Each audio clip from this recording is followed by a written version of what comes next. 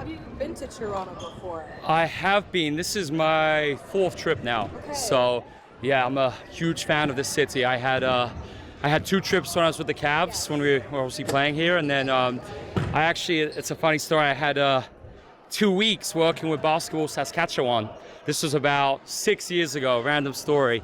I was doing clinics throughout the province. It was awesome, like coaching clinics, and then I came to Toronto after that and spent a few days here. So.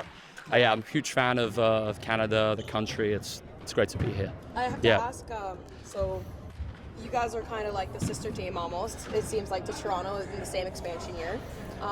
Toronto definitely went with almost a European. I know you guys have a lot of Europeans as well, but like mentality in terms of like your philosophy of expanding. What was your philosophy and like the front office's your approach to it? Yeah, absolutely. I think too, a lot of people will naturally kind of compare us and Toronto, just as in terms of entering the league at the same time, and I think also probably compare us to Golden State.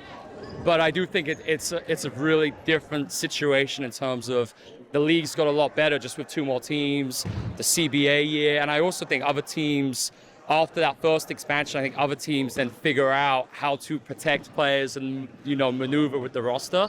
So I think there will be some kind of unfair comparisons to both of us in Golden State. But I also think, when you look at Toronto, I think we just went probably with some more youth in the expansion draft, thinking, where can we be in 2-3 years in terms of how can we get players who are going to be on multiple year contracts. So the huge environment with what we're doing on the development every day is going to pay off when we get to year 2, year 3.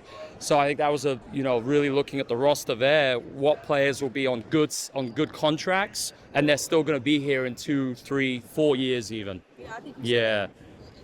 The Valkyries, they just set the bar so high, and having a playoff berth in the first year, and Toronto definitely built their teams, I think, as more of a compete now. Definitely, yeah, definitely. And so, what's the value you see in like the slow grow process? Yeah, I think it's the value we're going to have in terms of players now are going to get so many minutes and opportunities that they wouldn't get if we had some more, even more established players coming in right away who would be playing over our younger players. So you look, just some of the players on our roster like Nadia getting to play 24 minutes a game and start and defend Kelsey Mitchell, Kelsey Plum, Brianna Stewart. That's going to pay off in 2-3 years when we're talking about doing playoff runs and going deep in the playoffs. And we couldn't do that and play the youth if we didn't have that and didn't have those opportunities to get the minutes, because that's at the end of the day, I think it's very difficult to develop a player if they're not getting minutes. They have to play. Obviously, we're in the province of Bridget Carlton here. What have you seen from her so far as a player, and what do you think she brings to your team? Oh, it's BC is our leader, and it's been really, it gives us a lot of joy as a staff seeing how she's stepped into this leadership role in terms of the shots we're wanting her to take and being really aggressive, taking efficient shots. She's still shooting at great efficiency while her volume's really going up. And I think just being able to build, more of our offensive concepts around her in terms of how we're using our pick and roll triggers to then get her off the ball with our cutting principles. And so I think it's been really cool just to see how she's stepped up, and then not just offensively, but she's one of our best defenders, and she's really setting that tone and helping us build that defensive identity with her point of attack defense. So I'm so excited that she's with us and on this team. Yeah, and other than the things that you were just listing, what about her made it so you guys picked her first and wanted her right off the board? Yeah, just the ultimate team player. And I think that's really important to build an expansion team around someone who just brings so much to the locker room. And it's this kind of culture we're trying to build here of joy, grit, resilience, playing the best brand of collective team basketball in the W. And I think that's where BC fits in perfectly. It's always about the team. It's not about her. And the team does well, she's going to do well. And I think that was, when you look at the basketball stuff and then you look at her as a person, and it just ticks every box. I was going to say, you made Toronto, especially Canada, like, we're in our feelings about that one. I'm not going to lie. I think you kind of created a rivalry with that one. And I apologize to all my Canadian friends at the time. Yeah, we actually had one of well, my biggest coaching mentor, Mike McKay, has been here today. He's been with the federation, the national team for a very long time, and he's been like the most influential person in my coaching career. But yeah, it was great to have him today. But when we drafted BC, I did apologize. Not enough.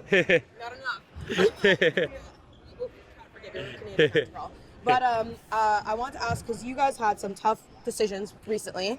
What went into that? What was the mindset and the reasoning behind some of those cuts? Yeah, I think, yesterday was a really difficult day for all of us, just because of how much we value and I say this, every person, because it's not players, it's a person behind that. And, Haley, Cam, Shug, just who they are as people and what they helped us build in this first 4 weeks was really special.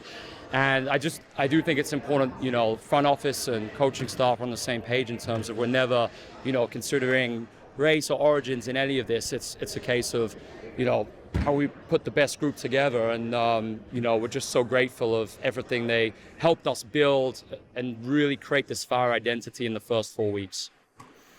What do you think expanding into Canada brings to the WNBA, kind of like making it a little bit more global? Oh, I think it's huge for the game. Just, seeing what the Tempo are achieving already, just in terms of the crowd. And I think it's so different for, when you have something on your doorstep and you can actually go and you can see it in person and you can go watch the games. It just changes the whole barrier to entry, and it's so accessible. So I think it's going to be huge for Canadian basketball, and I'm so glad that it was the Tempo and us joining the league this year.